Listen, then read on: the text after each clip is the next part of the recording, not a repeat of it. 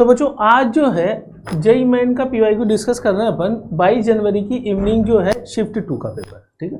तो बहुत ध्यान से जो है इन क्वेश्चंस को देखिएगा, क्योंकि इनसे अपन को इंसाइट मिलेगी कि किस तरह के क्वेश्चन पूछे जा रहे हैं और टॉपिक कौन कौन से ज़्यादा इंपॉर्टेंट है। तो स्टार्ट करते हैं हम। तो सबसे पहला क्वेश्चन जो है ये है, arrange the following compounds in increasing order of their dipole moment, ठीक। तो केमिकल बॉन्डिंग का क्वेश्चन है और कौन से टॉपिक में से है, डाइपोल मोमेंट में से, ठीक। अब डाइपोल मोमेंट में जो चीज़ें कंसिडरेबल है वो क्या है, एक तो डिफरेंस इन इलेक्ट्रोनेगेटिविटी, ठीक है। डिफरेंस इलेक्ट्रोनेगेटिविटी जहाँ ज़्यादा होता है वहाँ डाइपोल मोमेंट ज़्यादा होता है।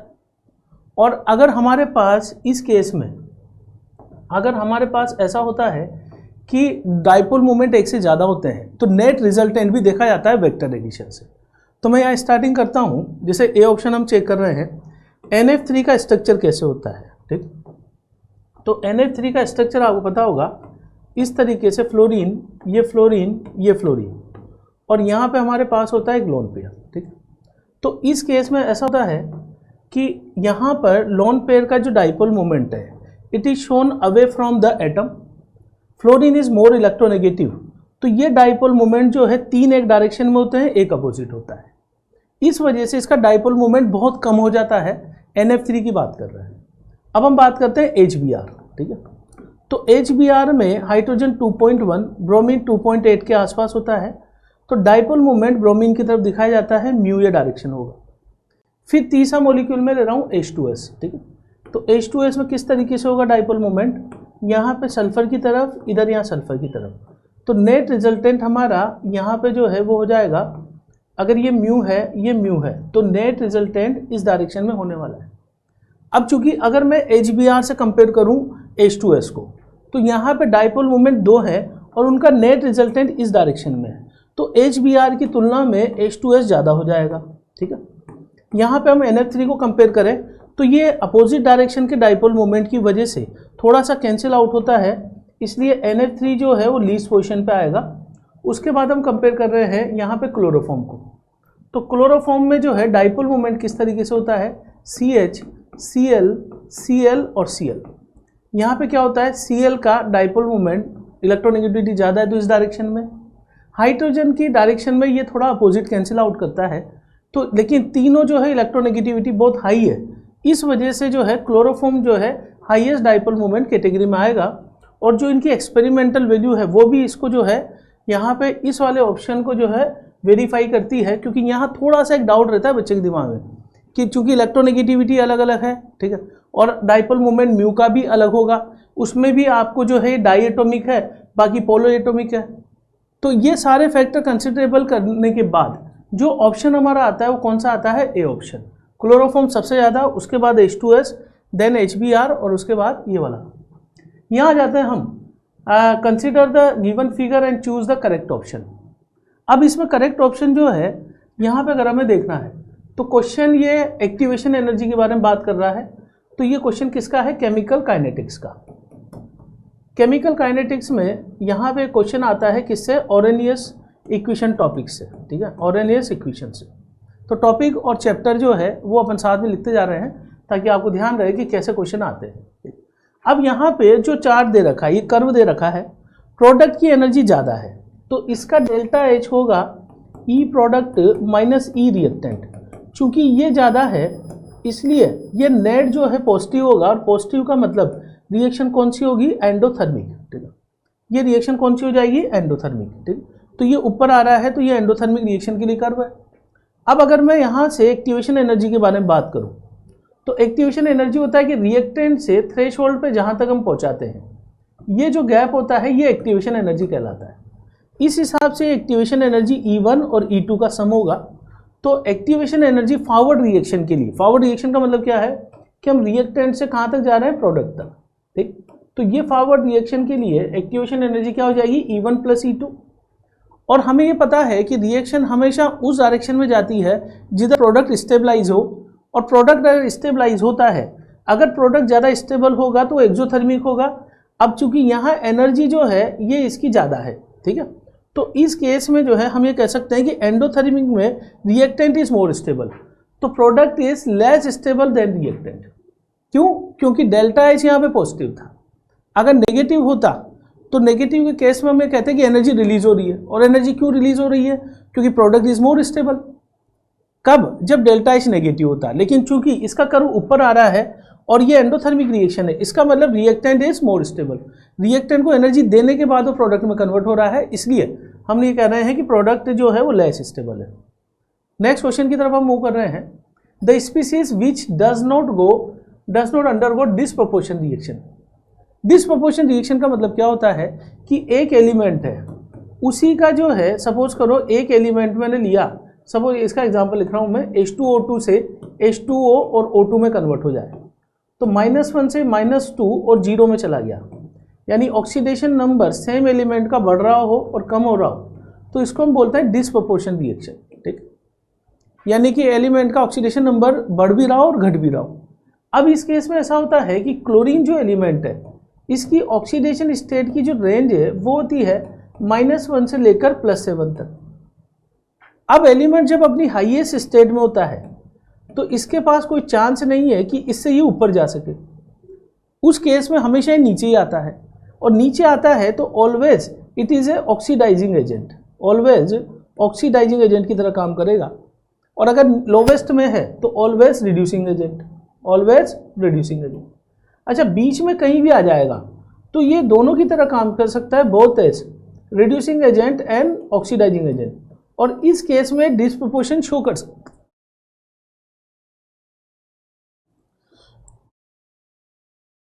इस केस में ये डिसप्रोपोर्शन रिएक्शन शो कर सकता है। तो ClO4 माइनस में अगर हम क्लोरीन का ऑक्सीडेशन स्टेट देखें तो +7 है, ये इसका हाईएस्ट स्टेट है। इसका मतलब ये ऑलवेज किसकी तरह काम करेगा? As a oxidising agent.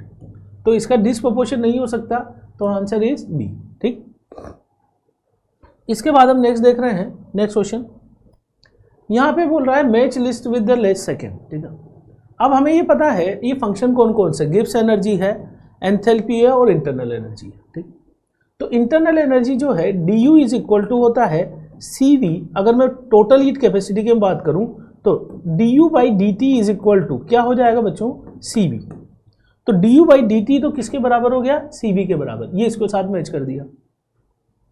अच्छा, dH क्या होता है? Enthalpy change is equal to CP/dt, constant pressure पे। तो dH/dt एट कांस्टेंट प्रेशर मैं किसके बराबर लिखूंगा? CP के बराबर।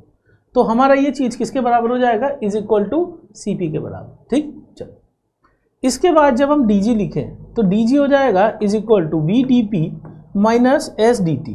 ये डेरिवेशन से आता है, जब हम थर्मोडायनामिक जितने भी रिलेशन है उन सब की सहायता से हम ये डिराइव करते हैं। ठीक है, तो dg is equal to VdP minus SdT करूँ मैं, तो यहाँ पे dg अगर मैं कांस्टेंट प्रेशर ले रहा हूँ, ठीक है, तो कांस्टेंट प्रेशर पे क्या हो जाएगा बच्चों? कांस्टेंट प्रेशर पे dP इज इक्वल टू 0 हो जाएगा, और dg बचेगा हमारा is equal to minus SdT। तो मैं dg/dt को क्या लिख सकता हूँ? Is equal to -s। अगर हमने प्रेशर को कांस्टेंट रखा है तो मैं मैच कर देता हूँ dg/dt at constant pressure is equal to -s। अब तीसरा जो है, यहाँ पर अगर मैं टेम्परेचर कांस्टेंट कर देता हूँ, टेम्परेचर कांस्टेंट पे dt हो जाएगा 0 और dg हो जाएगा इज इक्वल टू VdP। ठीक है, तो मैं यहाँ से dg/dP एट कांस्टेंट टेम्परेचर जो है वो क्या लिख सकता हूँ? V के बराबर। तो हमारा ये चीज़ मैच किसके बराबर कर जाएगा? Is equal to 4। तो ऑप्शन मैच कर सकते हैं आप इसमें। ठीक है, ऑप्शन जो है यहाँ से जो है हमने मैच कर दिए हैं, आंसर इस कोरस्पॉन्डिंग आप देख सकते हैं। ठीक, चलिए इसके बाद जो है नेक्स्ट क्वेश्चन ये पूछ रहा है correct order of the following complexes in terms of the crystal field stabilisation energy. अब देखिए CFSE नॉर्मली जब पूछता है तो हमें कैलकुलेशन रिक्वायर्ड होती है। ठीक है, लेकिन यहाँ पर जो है, यहाँ NTA का जो आंसर दिया हुआ है वो डेल्टा के कोरस्पॉन्डिंग है। डेल्टा होता है स्प्लिटिंग एनर्जी। स्प्लिटिंग एनर्जी जो है वो यहाँ पे बहुत सारे फैक्टर पे डिपेंड करती है। ठीक है, जैसे कौन कौन से फैक्टर पे डिपेंड करती है? ऑक्सीडेशन नंबर अगर ज़्यादा होता है तो डेल्टा ज़्यादा होता है। दूसरा फैक्टर, अगर लिगेंड की स्ट्रेंथ ज़्यादा होती है तो तब भी डेल्टा ज़्यादा होता है। और तीसरा फैक्टर हाइब्रिडाइजेशन भी मैटर करेगा कि डेल्टा यहाँ से square planar is greater than delta ऑक्टाइडल greater than delta टेट्राइडल। तो ये सारे फैक्टर हम कंसिडर करते हैं इस केस में। ठीक है, चलिए तो इस केस में जो है यहाँ पे अगर अपन इन सबको देखें तो इस केस में यहाँ पे कोऑर्डिनेशन नंबर इसका 4 है, ठीक है। यहाँ कोऑर्डिनेशन नंबर 6 है, कोऑर्डिनेशन नंबर 6 है, कोऑर्डिनेशन नंबर 6 है, ठीक। यहाँ कोबाल्ट जो है ये कौन सी स्टेट में, +2 में D7 नॉर्मली टेट्राइडल को फॉलो करता है। तो टेट्राइडल का जो स्प्लिटिंग है, टेट्राइडल का स्प्लिटिंग लेस देन डेल्टा यहाँ ऑक्टाइडल की स्प्लिटिंग से कम होता है। इसका मतलब ये वाला तो जो है सबसे कम आ जाएगा, टेट्राइडल वाला लीस्ट आ जाएगा, ठीक है। अब मैं कंपेयर करता हूँ आगे वालों को, ठीक है।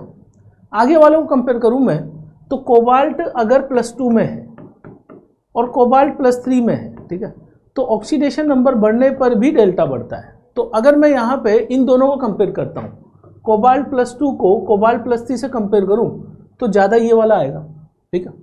यानी कि ये टेट्राइडल ऑक्टाइडल से कम और इसमें कोबाल्ट +2 +3 से कम, और इधर आ जाता हूँ ये भी +3 में है। लेकिन यहाँ फ़र्क क्या है, यहाँ लिगेंड है EN क्या होता है, बाइडेंटेड लिगेंड, ठीक है। अब बाइडेंटेड लिगेंड क्या करता है बच्चों कि बाइडेंटेड लिगेंड जो है ये किलेट रिंग बना देता है इस तरीके से, और रिंग बनने से स्टेबिलिटी बढ़ती है। अगर रिंग बनने से स्टेबिलिटी बढ़ेगी तो इसका मतलब इन सब में ये लोवेस्ट होगा, +2 से ज़्यादा +3 होगा, और किलेशन के कारण जो है EN सबसे ज़्यादा आएगा। तो आंसर इसका हो जाएगा बी वाला, ठीक है। तो डेल्टा का ऑर्डर जो है, कोऑर्डिनेशन कंपाउंड का क्वेश्चन था, डेल्टा स्प्लिटिंग वाले पर, ठीक।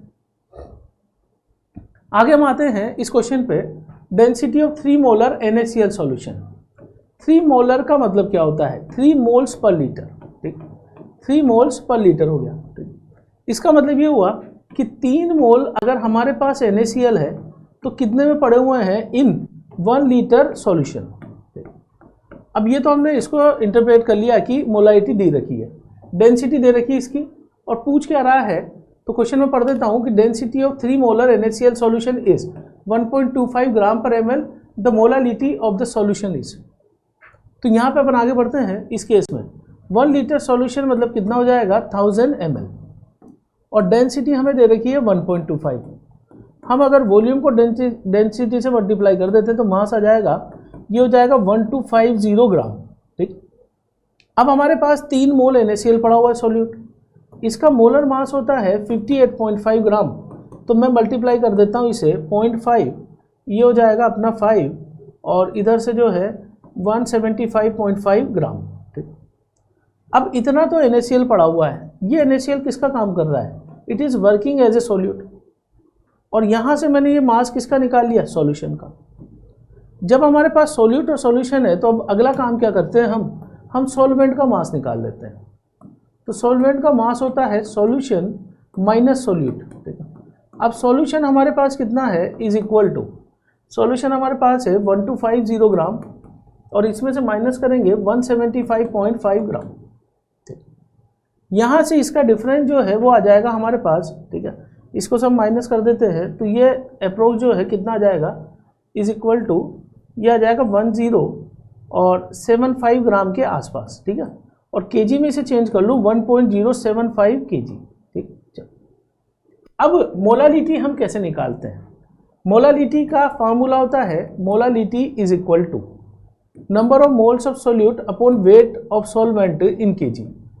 मोल्स हमारे पास 3 है, ठीक है, डिवाइडेड बाई यहाँ से 1.075 kg किया मैंने, तो ये 3 से थोड़ा सा कम आएगा, तो इसका मतलब आंसर ये कौन सा हो जाएगा, 2.79। तो ये आप कैलकुलेट कर सकते हैं। ये क्वेश्चन जो है यहाँ पर हमने मोलालिटी में कन्वर्जन का किया है। तो मोल कंसेप्ट में सबसे इंपॉर्टेंट जो है इंटर कन्वर्जन ही होता है, जिस पर आधारित क्वेश्चन है। बच्चों को हमेशा बोलते हैं कि मोल में सबसे इंपॉर्टेंट क्वेश्चन है मोलालिटी से मोलालिटी या मोलालिटी से मोलालिटी, तो इंटर कन्वर्जन करके जाना है, ये चीज़ ध्यान रखिएगा, ठीक है। अब इसके बाद अगला क्वेश्चन है the molar solubility of zirconium phosphate with molecular formula. अब आपको इसने फार्मूला दे दिया Zr+3 और फॉस्फेट 4, तो ये किस टाइप का सोल्ट हो गया, A3B4 टाइप का सोल्ट हो गया, ठीक है। अब इसका केस भी निकालने का सीधा तरीका क्या होता है बच्चों, ये जो नंबर है 3 की पावर 3 इंटू 4 की पावर 4, सॉल्युबिलिटी 3+4, तो ये चीज़ हो जाएगी अपनी यहाँ पे 27 इंटू ये 16 इंटू 16 कितना हो जाएगा 256, ठीक है, और यहाँ सॉल्युबिलिटी 7, ठीक है। ये मल्टीप्लाई करने के बाद जो है ये इतना ही होगा ना 16, ठीक है। तो ये यहाँ से जो है ये मल्टीप्लाई किया हमने 96 652, ठीक। तो ये मल्टीप्लाई करने के बाद अब सोल्युबिलिटी पूछ रहा है हमसे, तो सोल्युबिलिटी क्या हो जाएगा, KSP अपॉन 27 इंटू 256 की पावर 1/7। तो ये कैलकुलेट कर सकते हैं आप, यहाँ से सोल्युबिलिटी आ जाएगी जो इसने पूछी है। चलिए इसके बाद अगला क्वेश्चन मैं कर रहा हूँ, an element in the extreme left given below the two statement का क्वेश्चन है। An element in the extreme left of the periodic table forms acidic oxide. अब देखिए पीरियोडिक टेबल में एक बात होती है कि लेफ्ट से राइट हम जब जाते हैं, ठीक है, तो एसिडिक नेचर जो है वो बढ़ती जाती है, acidic nature increases of oxide. जैसे एग्जांपल के तौर पे Na2O बेसिक है, लेकिन जब मैं यहाँ पे आ जाऊँगा लास्ट में तो SO2 या SO3 जो भी है वो एसिडिक ऑक्साइड में माने जाते हैं। Cl2O7 ये एसिडिक ऑक्साइड है सारे। तो पीरियोडिक टेबल में एक्सट्रीम जो है राइट वाले हिस्से जो वाले हैं वो बेसिक होते हैं, और यहाँ पे राइट वाले जो है लेफ्ट वाले एसिडिक और राइट वाले जो है वो कौन से होते हैं, बेसिक। तो पहला स्टेटमेंट बोल रहा है एक्सट्रीम लेफ्ट पर ही बोल रहा है पीरियोडिक टेबल में फॉर्म एसिडिक ऑक्साइड, तो स्टेटमेंट गलत हो जाएगा।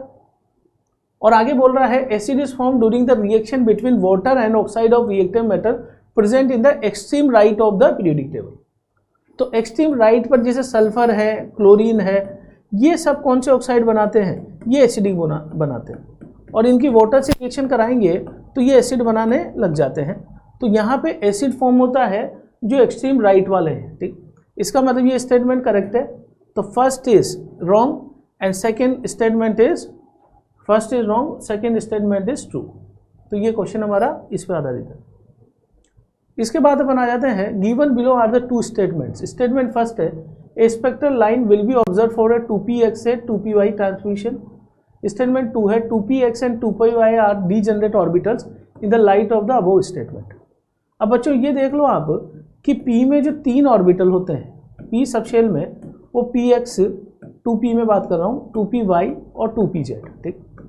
अब इन सबकी एनर्जी जो है बराबर होती है, ठीक है। अगर एनर्जी बराबर होती है तो उनको हम क्या बोलते हैं, degenerate orbitals. Degenerate orbitals, degenerate orbitals का क्या मतलब होता है कि energy are equal, energy equal, ठीक। ये डीजनरेट ऑर्बिटल कहलाता है, ठीक। तो ये बोल रहा है कि अगर 2px से 2py में आए तो चूंकि एनर्जी सेम है तो इस केस में no spectral line will be observe. Spectral line का क्या मतलब होता है कि ट्रांजिशन अगर नीचे से ऊपर जाता है या ऊपर से नीचे आता है जहाँ एनर्जी अलग हो, जैसे मान लो 2s से 2p में चला जाए तो यहाँ स्पेक्ट्रल लाइन ऑब्जर्व होगी। लेकिन अगर सेम एनर्जी वाले डीजनरेट ऑर्बिटल्स में ट्रांजिशन होता है तो वहाँ एनर्जी का कोई रोल नहीं है, तो स्पेक्ट्रल लाइन यहाँ पे ऑब्जर्व नहीं होगी, ठीक। और क्यों नहीं होगी, उसका कारण है क्योंकि ये दोनों क्या है, डीजनरेट ऑर्बिटल्स। इसका मतलब पहला स्टेटमेंट तो जो है फॉल्स हो गया और स्टेटमेंट 2 जो है वो करेक्ट हो गया, ठीक है। क्या क्लियर है बात ये, ठीक है। तो ये किसका क्वेश्चन था, ये हमारा था एटॉमिक स्ट्रक्चर का, मान लो, ठीक है, एटॉमिक स्ट्रक्चर का ये क्वेश्चन था।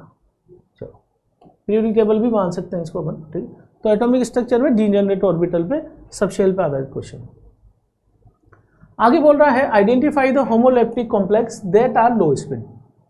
लो स्पिन हम किसको बोलते हैं, जिसमें पेयरिंग हो जाती है, और पेयरिंग कौन करवा सकता है, strong ligand can cause pairing. अब यहाँ पे होमोलेप्टिक बोला हुआ है। अब ये होमोलेप्टिक का मतलब है same type of ligand. Homoleptic का मतलब होता है सेम टाइप ऑफ लिगेंड्स, ठीक। तो इस हिसाब से ये वाला तो क्रॉस कर देंगे हम, क्योंकि इसमें दो तरह के लिगेंड पड़े हुए हैं, तो होमोलेप्टिक नहीं है, ठीक है। होमोलेप्टिक कौन कौन से हैं, ये चारों हैं, ठीक है, ये चारों हैं। अब इसमें क्या है कि कोबाल्ट यहाँ +3 स्टेट में है, ठीक है, और D6 इसको मैं बोल दूँ कन्फिगरेशन, और वीक लिगेंड है। तो वीक लिगेंड में पेयरिंग नहीं हो सकती, तो लो स्पिन नहीं होगा, ये हाई स्पिन होगा। ये वाला होगा क्योंकि इसमें आयरन +2 यानी कि 3D6 है, और 3D6 में स्ट्रॉन्ग लिगेंड अगर दे दिया तो यहाँ पेयरिंग हो जाती है इस तरीके से। इसमें कैसे होगा, 2 1 1 1, इसका मतलब यहाँ अनपेयर्ड इलेक्ट्रॉन होंगे इस वाले केस में, जबकि इसमें पेयरिंग हो गई है, तो ये कहलाएगा लो स्पिन। तो एक आंसर ये हो जाएगा। कोबाल्ट यहाँ पे +3 स्टेट है, कोबाल्ट +3 3D6 के साथ ammonia is a strong ligand, strong ligand can cause pairing, तो ये भी 2 2 2 0 0 होगा, तो ये वाला भी आंसर हो जाएगा हमारा। तो ये दोनों आंसर हो गए, ठीक है। चलिए इसके बाद क्रोमियम जो है +2 स्टेट में है, क्रोमियम +2 में क्या हो जाएगा 3d4 और इसके साथ वीक लिगेंड है, तो ये हमारा जो है ये नहीं होगा। तो आंसर हमारा कौन सा हो गया, होमोलेप्टिक एंड लो स्पिन, तो 3rd and 4th ओनली, तो answer 3rd and 4th only. ठीक, इसके बाद अगला बोल रहा है given below are the two statement, corrosion is a electrochemical phenomena in which pure metal act as a anode and impure metal act as a cathode, the rate of corrosion is more in alkaline medium than in acidic medium. अब देखिए ये कौन सा topic का question है, electrochemistry का, और corrosion वहाँ पे एक छोटा सा पार्ट आता है, जैसे रस्टिंग वगैरह कोरोजन मानी जाती है, तो वैसे ये कोरोजन है। अब बेसिकली क्या होता है बच्चों कि इलेक्ट्रोकेमिकल प्रोसेस में अगर हम प्योर मेटल को एज ए एनोड ले रहे हैं, ठीक है, और इधर जो है इम्प्योर मेटल को हम जो है कैथोड ले रहे हैं, ठीक, इम्प्योर मेटल को हम कैथोड ले रहे हैं और प्योर मेटल को हम यहाँ पे एनोड की तरह यूज़ कर रहे हैं। ठीक, अब ऐसे होगा कि जब यहाँ पे इलेक्ट्रिसिटी पास की जाएगी तो यहाँ से आयन इस फॉर्म में आएगा M+N और यहाँ जाके जमा हो जाएगा। इसका मतलब जो है कोरोजन के दौरान इसका मास कम होता जाएगा और इसका मास बढ़ता जाएगा। अच्छा, कोरोजन हम किसको बोलते हैं, जब मेटल डिप्लीट होता है। मेटल जो है यहाँ से प्योर मेटल जो है एनोड से हटता जाएगा और इम्प्योर मेटल वाली प्लेट पर जाके जमता जाएगा। इसका मतलब ये मेटल का लॉस है और लॉस है तो कोरोजन है, तो ये स्टेटमेंट सही माना जाएगा। आगे बोला है the rate of corrosion is more in alkaline medium than in acidic medium, ये स्टेटमेंट फॉल्स है। क्यों? क्योंकि देखो एसिडिक मीडियम में अगर H+ पड़ा होता है तो मेटल एटम आसानी से केटायन में चेंज होते हैं और उनका कोरोजन स्टार्ट हो जाता है, क्योंकि इलेक्ट्रॉन लेने वाली स्पीसीज वहाँ पड़ी हुई है H+, जबकि बेसिक मीडियम में इलेक्ट्रॉन लेने वाली स्पीसीज नहीं है। बेसिक मीडियम मतलब OH- पड़ा हुआ है, तो इसमें कोरोजन आसानी से नहीं होता। तो कोरोजन ज़्यादा आसानी से किस में होता है, एसिडिक मीडियम, क्योंकि मेटल का कोरोजन का मतलब है कोई आयन की फॉर्म में जाने लग जाए इलेक्ट्रॉन लूज कर कर, तो मेटल का लॉस होगा इस केस में अगर ये रिएक्शन होती जाए तो। अब इसके इलेक्ट्रॉन निकल रहे हैं तो इनको लेने वाला H+ वहाँ पहले से पड़ा हुआ है, तो H+ की प्रेजेंस में कोरोजन इज मोर, तो ये स्टेटमेंट ये फॉल्स हो गया अल्कलाइन मीडियम में। तो 1 is true but the second is false. Next question पे आ रहे हैं हम। नेक्स्ट क्वेश्चन में niobium and ruthenium have x and y number of electrons in their respective 4d orbital, the number of x + y। अब बच्चों को हमेशा ही बोला जाता है कि भाई पीरियोडिक टेबल को लर्न कर लो, और पीरियोडिक टेबल में हर एलिमेंट की पोजीशन, ग्रुप कहाँ आ रहा है, प्लस इनमें कहाँ कहाँ एक्सेप्शन है वो लर्न करने वाली चीज़ है। तो ये डे फर्स्ट पे आपका काम होना चाहिए कि आप एलिमेंट के कॉन्फ़िगरेशन को याद करना स्टार्ट कर दो, क्योंकि देखो यहाँ नियोबियम जो है वेनेडियम के नीचे आता है, ठीक है, यहाँ पे आयरन के नीचे रुथेनियम आता है। अब नॉर्मल यूजुअल तरीके से करोगे तो गलत आंसर आएगा, क्योंकि ये एक्सेप्शन है भाई। ये कौन सा एक्सेप्शन है, यहाँ से 5s1 और 3d4 इसका कॉन्फ़िगरेशन है, ऐसे रुथेनियम में 5s1 और 3d7 इसका कॉन्फ़िगरेशन।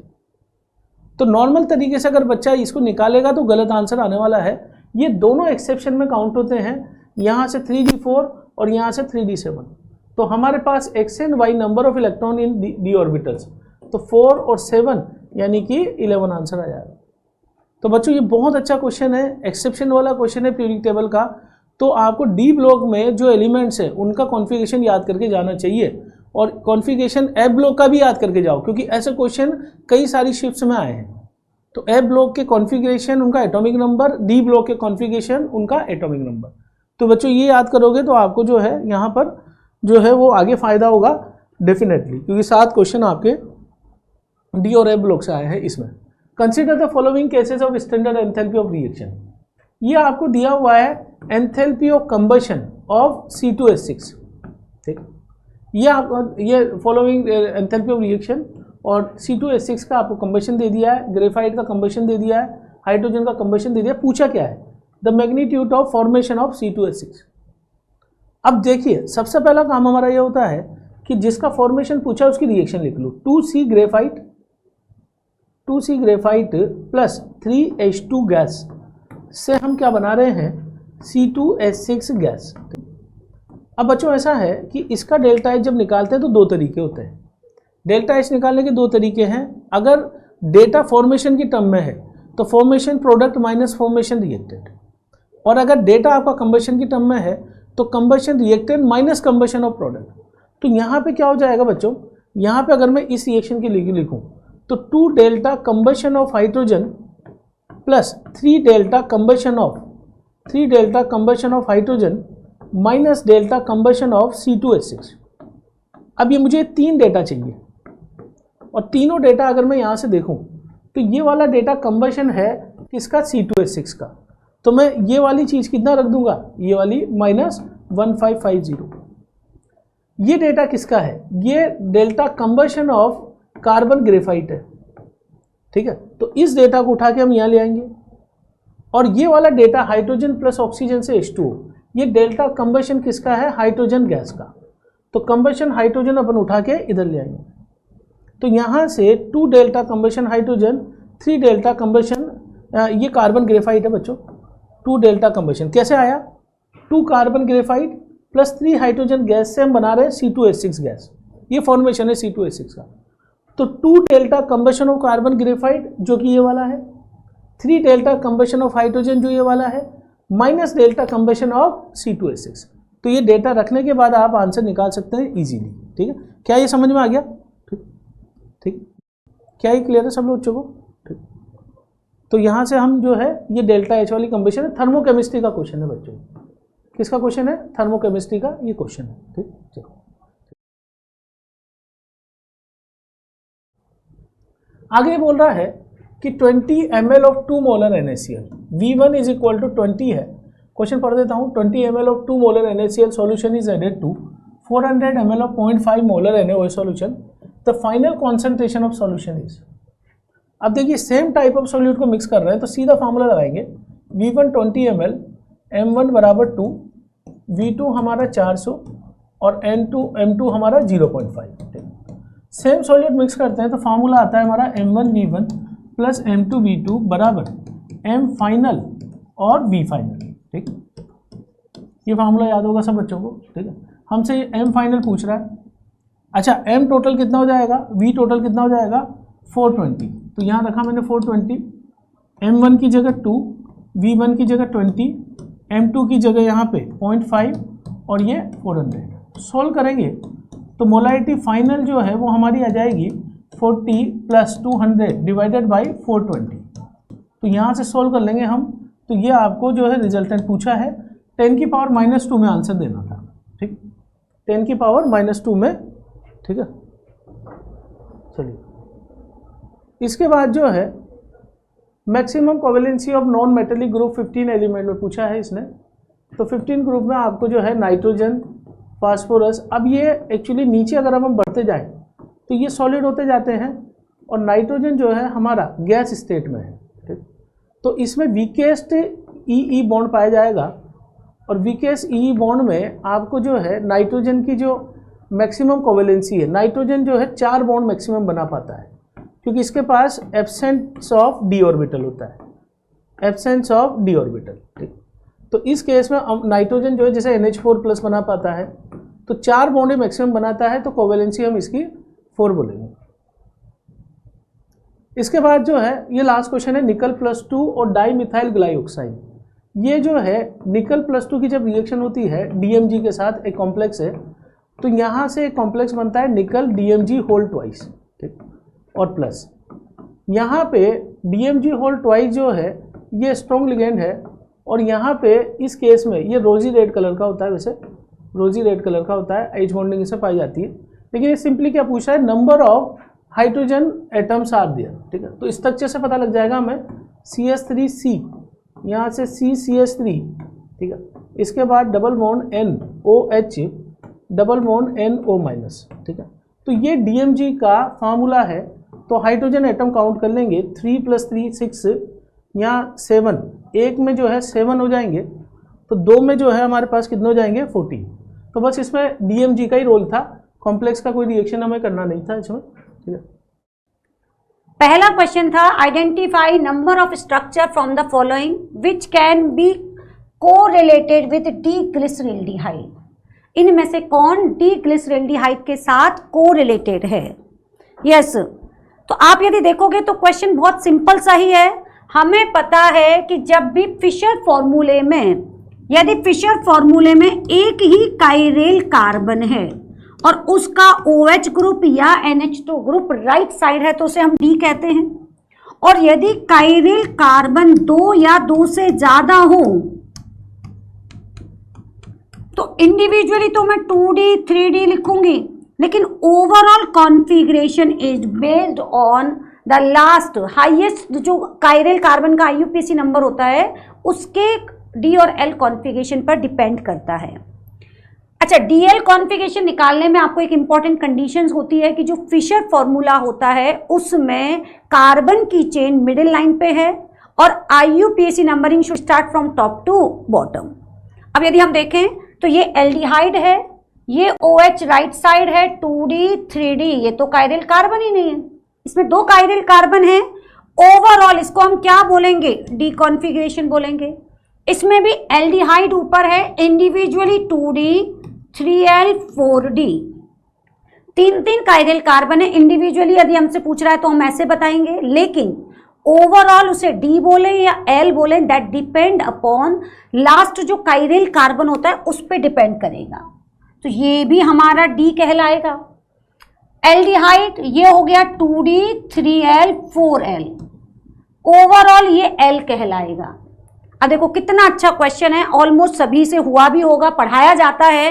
जो लास्ट कंपाउंड है इसमें यदि हम देखें तो ये गड़बड़ है।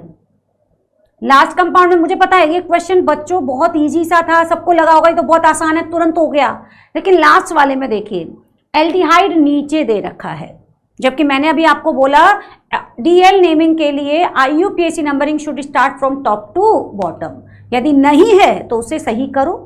कैसे सही करेंगे?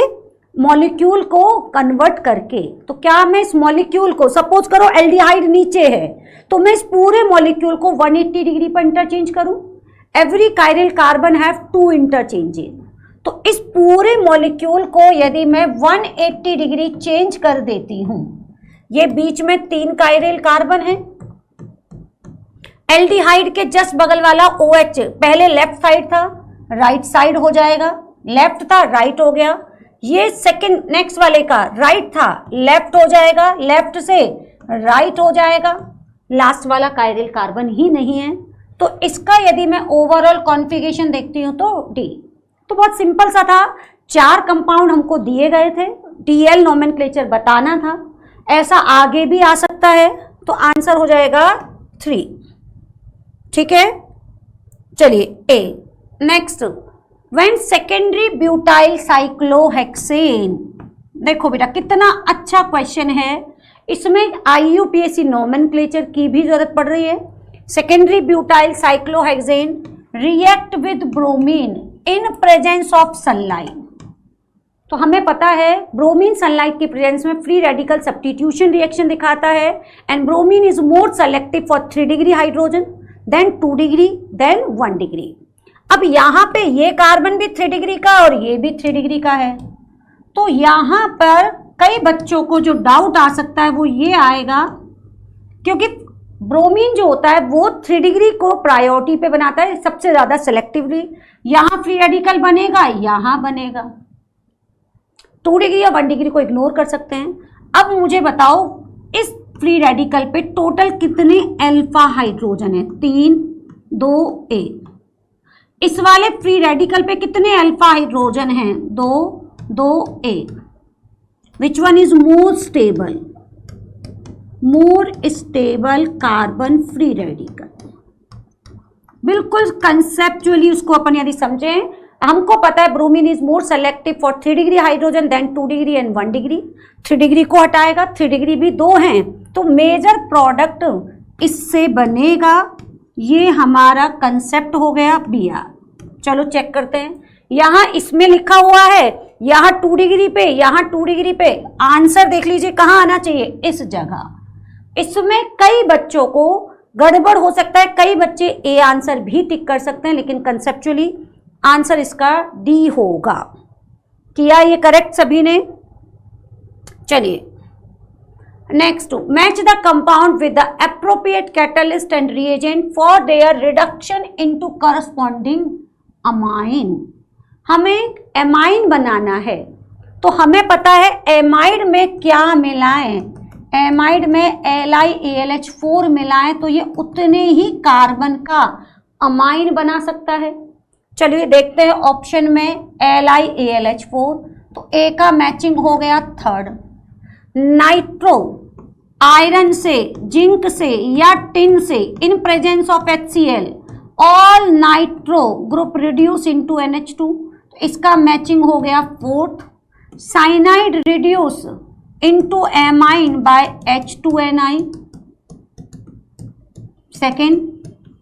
और ये है, आपको याद हो तो एक बहुत फेमस रिएक्शन थी Gabriel phthalimide synthesis. Gabriel phthalimide synthesis का जो लास्ट स्टेप होता था एल्कालाइन हाइड्रोलाइसिस।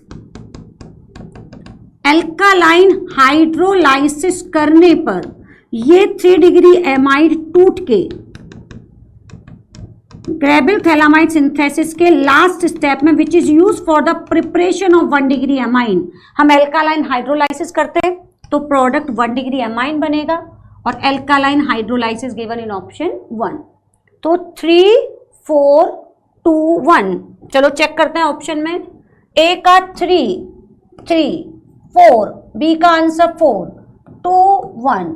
आंसर क्या होगा? बी। बढ़िया क्वेश्चन था। Okay, the maximum number of RBr producing 2-methyl butane by above sequence of reaction, consider the structural isomer only. अब सबसे पहले हम रिएक्शन को देखें तो RBr में एल्काइल हैलाइड में इन प्रेजेंस ऑफ ड्राई ईथर, ये हम आपको सभी को क्लास में पढ़ाते हैं, बताया जाता है एल्काइल हैलाइड की रिएक्शन मैग्नीशियम से कराएं तो वो आयनाइज होके एक ऑर्गेनोमेटेलिक कंपाउंड बनाता है जिसको हम कहते हैं Grignard reagent.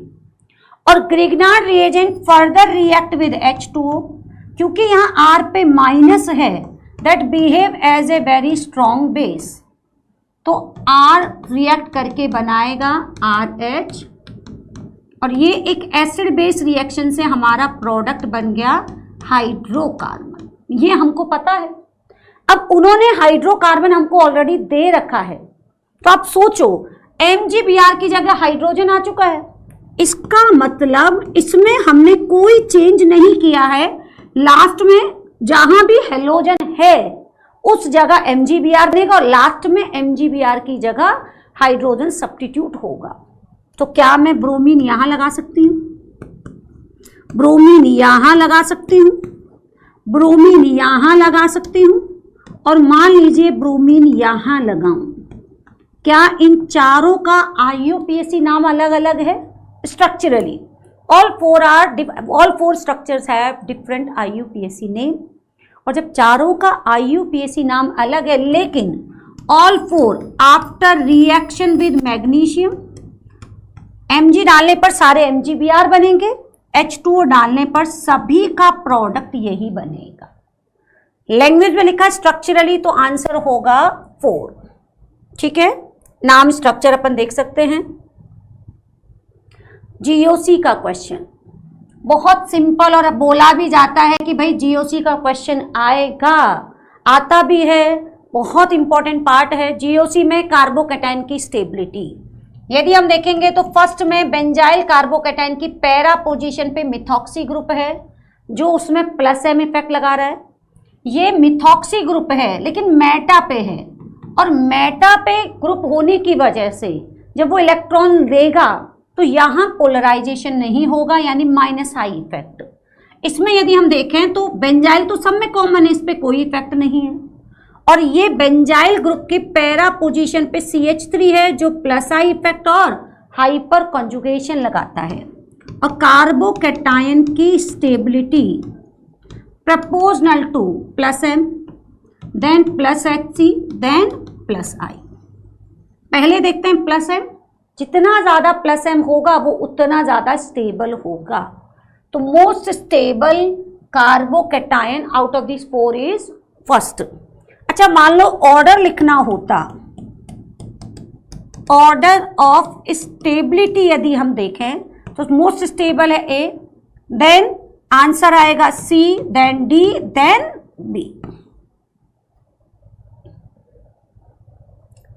Okay, toluene excess में है CrO2Cl2। CrO2Cl2 को बोला जाता है chromyl chloride in presence of carbon disulphide.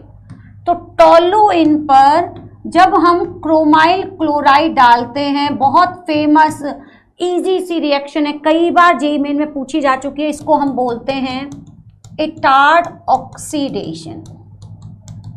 और इटार्ड ऑक्सीडेशन से ये बन जाता है बेंजील्डिहाइड। एक्चुअल में Etard oxidation and followed by hydrolysis, क्योंकि पहले क्रोमाइल क्लोराइड एक कॉम्प्लेक्स बनाता है, देन फर्दर हाइड्रोलाइसिस से वो बनेगा बेंजील्डिहाइड। बेंजील्डिहाइड रिएक्ट विद NaHSO3, ये एक एल्डिहाइड है।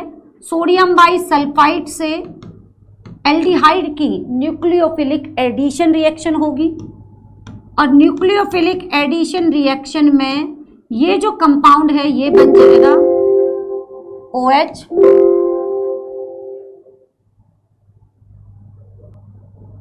OH, और ये आएगा SO3Na।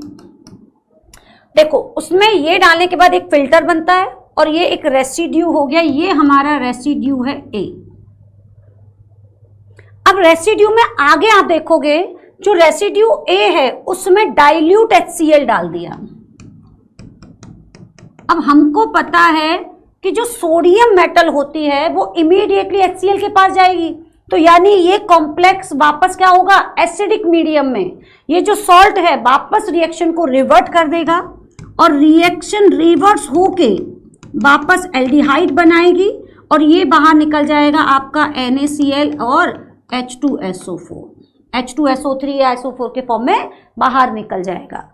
तो हमसे वापस यदि सोडियम बाइसल्फाइड के सॉल्ट का, जो सोडियम बाइसल्फाइड से जो रेसिड्यू बना है उसको यदि एसिडिक मीडियम में डालें तो वो रिएक्शन को रिवर्ट कर देता है, वापस हमको क्या बना देता है, बेंजील्डिहाइड। ठीक है, चलो चेक करते हैं। ये है compound B, structure of residue A and compound B. तो रेसिड्यू सॉल्ट होगा, ये आंसर नहीं हो सकता, ये नहीं हो सकता। यहाँ पे क्रोमाइल क्लोराइड का कॉम्प्लेक्स बना है जो हाइड्रोलाइसिस के बाद बेंजील्डिहाइड बनाता है। आप देखिए ये है रेसिड्यू जो वापस HCl डालने पर, एसिडिक मीडियम में हाइड्रोलाइसिस करने पर रिएक्शन को रिवर्ट कर देगा। तो आंसर डी होगा।